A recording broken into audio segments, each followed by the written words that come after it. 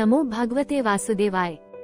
અધ્યાય 21મો સૂર્યનું રાશિઓમાં જવું અને જગતની મર્યાદા। હે રાજા, આ ભૂગોળનું માપ કહ્યું। બાલના અર્ધા દાણાનું માપ કહેવાથી બીજા અર્ધા દાણાનું માપ આવી જાય છે।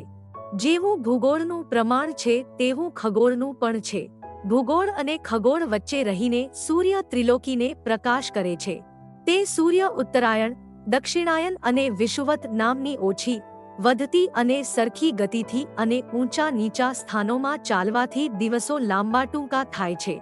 ઉત્તરાયણમાં દિવસો વધે છે અને દક્ષિણાયનમાં રાત્રિઓ વધે છે। આ રીતે માનસોત્તરને સૂર્ય એક પ્રદક્ષિણા કરે ત્યારે 9 કરોડ અને 51 લાખ યોજન થાય છે। મેરુ પર્વત ઉપર રહેનારને તો સદા મધ્યાહન જ રહે છે। જ્યાંથી સૂર્ય ઉગે છે તેની સમરેખામાં અસ્ત થાય છે। સૂર્ય ઇન્દ્રની પુરીમાંથી ચાલે છે તે 15 ઘડીમાં 2.25 કરોડ 12 લાખ અને 75,000 યોજન ચાલે છે। એ જ પ્રમાણે યમપુરીમાંથી વરુણની પુરીમાં જાય છે। વરુણની પુરીમાંથી સોમની પુરીમાં જાય છે। સોમની પુરીમાંથી પાછો ઇન્દ્રની પુરીમાં જાય છે।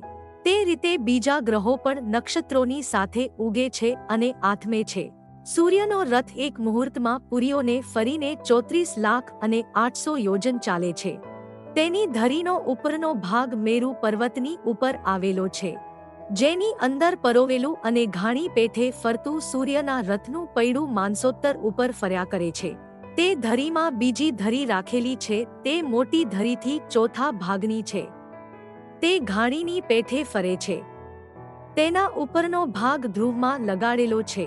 રથમાં બેસવાનું સ્થાન 36 લાખ યોજન લાંબુ અને 9 લાખ યોજન પહોળું છે।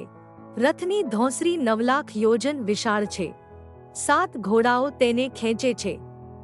સૂર્યના સારથી અરુણનું મુખ આથમણી દિશામાં હોય છે। આ ભૂમંડળ 9 કરોડ અને 51 લાખ યોજનનું છે। 5મા સ્કંદનો 21મો અધ્યાય સંપૂર્ણ।